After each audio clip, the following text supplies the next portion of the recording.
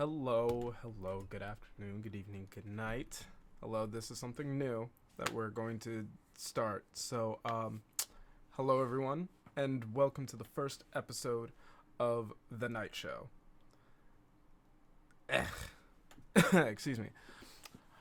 This show that I'm putting on is going to be a weekly platform where you get to come and see my beautiful face as I talk about the most relevant and prevalent things in the gaming sphere. Anything in and around gaming, we're going to do our best. I hate you guys. I should have taken that off. God damn it.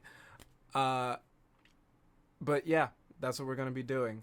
So it's already a shit show. You guys are making it worse. Let's get right into it, shall we? I don't know what that was. We're not going to ask questions. First up on the docket, we have the Screamfest. Steam Screamfest is going to be occurring from October 25th at 10 a.m. to November 1st at 10 a.m. Now, that's going to happen because, Halloween, it's spooky season. Get your money, get your games, do what you got to do. Or, don't spend any money and save because we're kind of in an inflation. And that's not great. So prioritize. But also, this is happening. Second, we've got Victoria 3. For all of my RTS grand strategy lovers, if you want a colony, not really a colony sim, but if you want a grand strategy game that's going to blow everything else that you have in your current library out of the water, take a look at Victoria 3. All right, this is being published and developed by Paradox Gaming. I hate you guys so much. I really should have taken all of this up. I should have gotten all this off. I don't think it's even going to work because I don't have the plugins. But regardless, I can't hear it. It's not going to show up. Nice try. Too bad. Save it for tomorrow. But yes, Victoria 3. This is going to be a thing. It's cool. It's a grand strategy game. You get to play in the 19th century. And, for a nice little sum of $50, you can pre-order the game. But also the game's going to be $50 when it comes out. And it's going to be released on October 25th. I hate you. October 25th. So, this week. God. On Tuesday. Tomorrow. Oh, excuse me. God.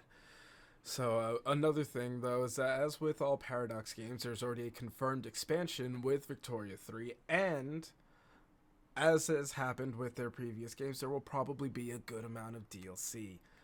So be prepared to shell out a lot more than you thought you were going to if you fall into it. Next up, we've got something that you probably have already seen as it came out last week. That's the wrong thing. That's not happening. We have Gotham Knights. We do have the right thing. Hold on, technical. There we go. Gotham Knights, everybody. We have Gotham Knights coming out. Not coming out. Sorry, it already did. Gotham Knights came out last week on Friday, October 21st, for some total of $60. Why it's a $60? Because apparently this is a AAA title. But here's what I don't understand. If it's a $60 title, why does this $60 title happen to have UI that's just like a mobile game? Warner Brothers, what are you doing?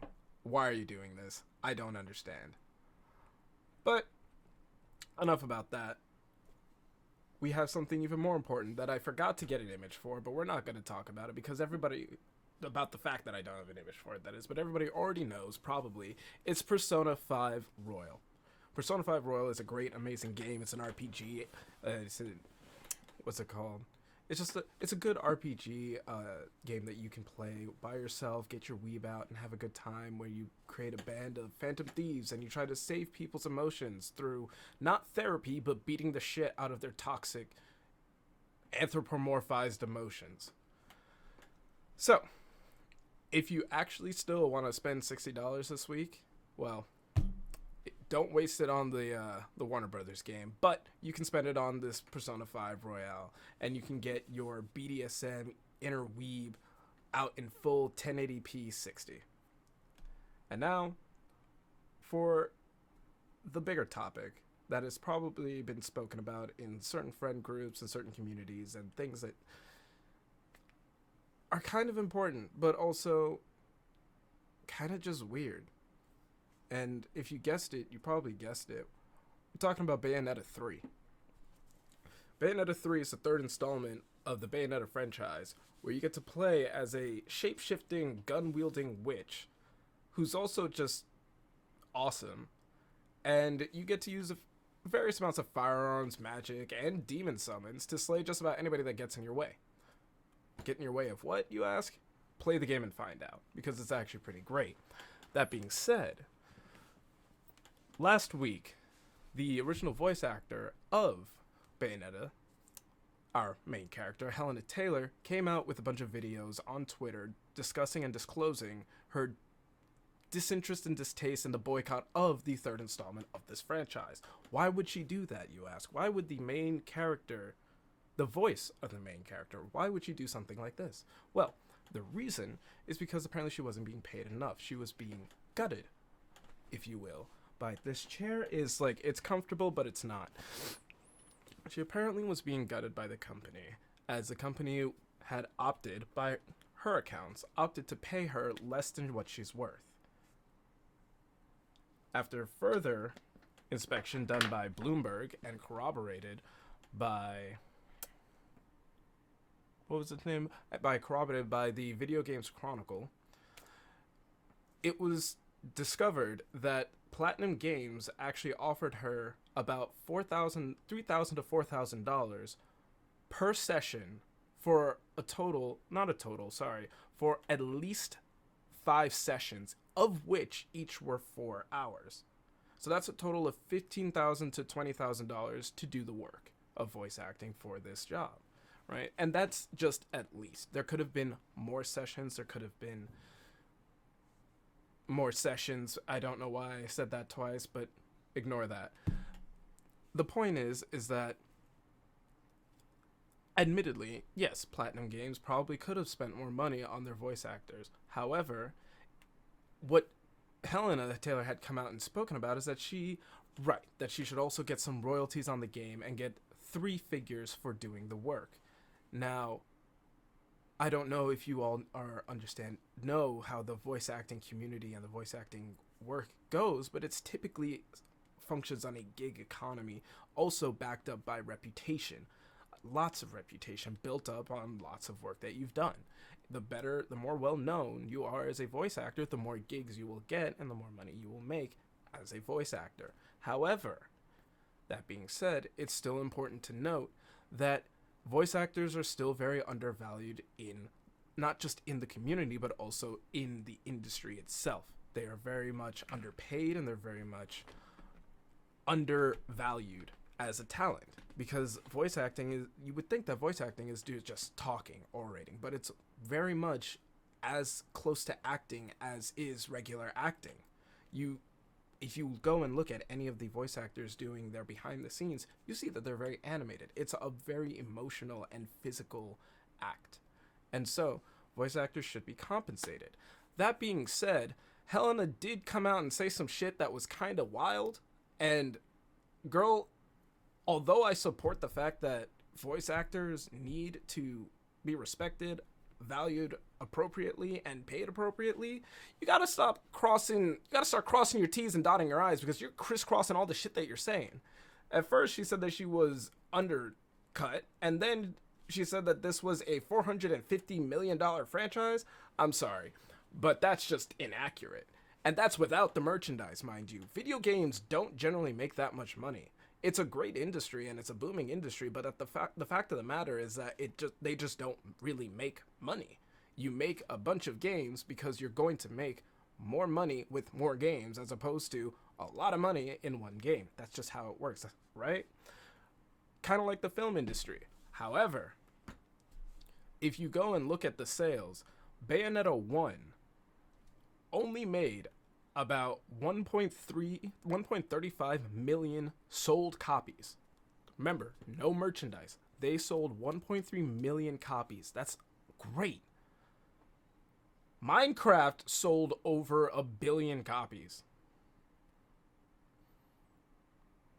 I'm just, you see what I'm saying?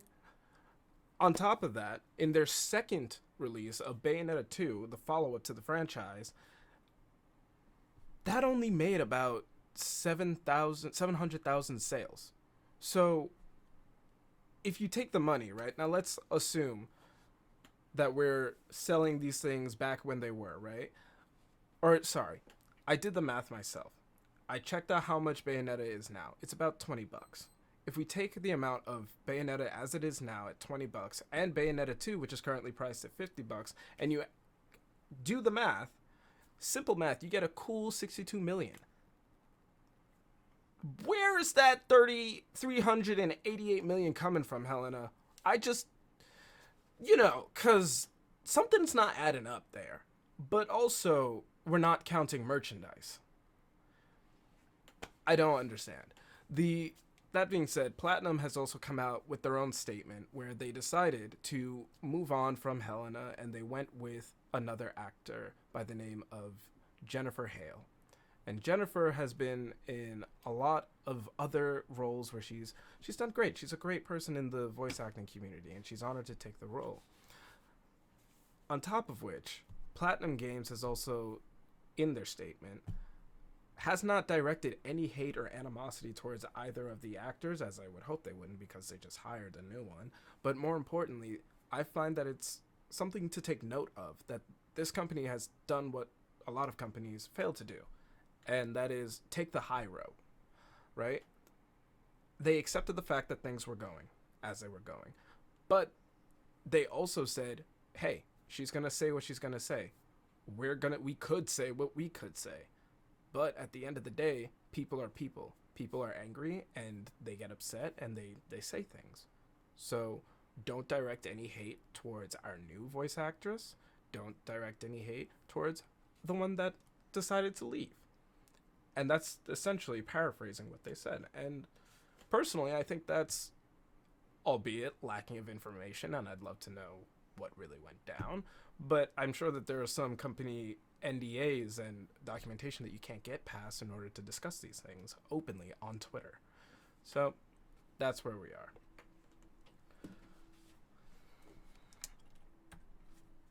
So that just about wraps up the amount, just about wraps up, the current events, things that are happening. At the moment, we have some upcoming games for the next month that if you are interested and looking for something to play, we have Marvel's Spider-Man Miles Morales coming to PC. That's going to happen on Knocktober. That's not a month.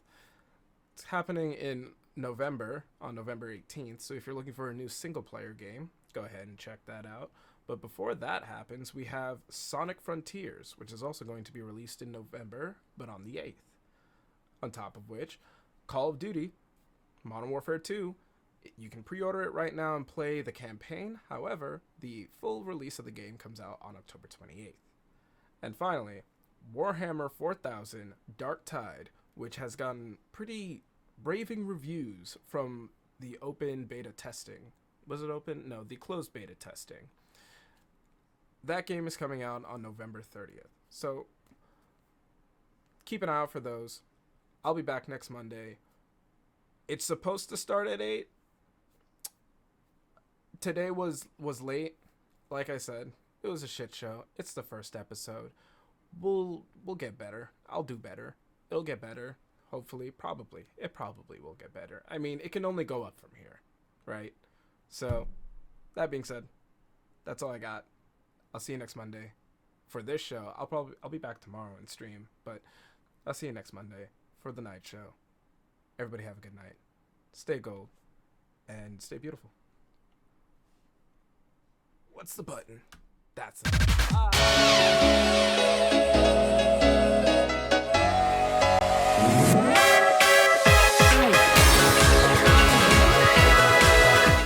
Okay, so I might have lied a little bit. I'm here. I have a thing. There's a thing. It's not just over. There's a thing. Just give me a second. I had a thing. Just hang on, okay? Just give me a second.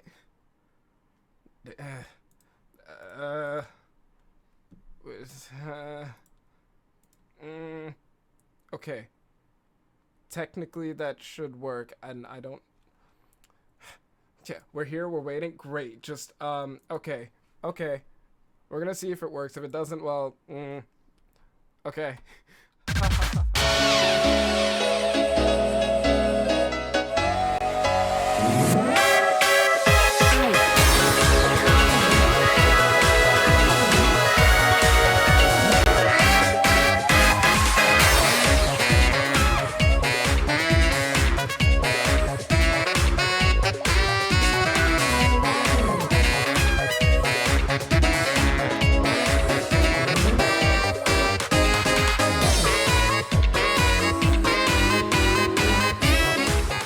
So I lied, it was definitely working. I just couldn't hear it. Don't mind me. I'm just letting you know. I'll see you guys next Monday for the review of the Night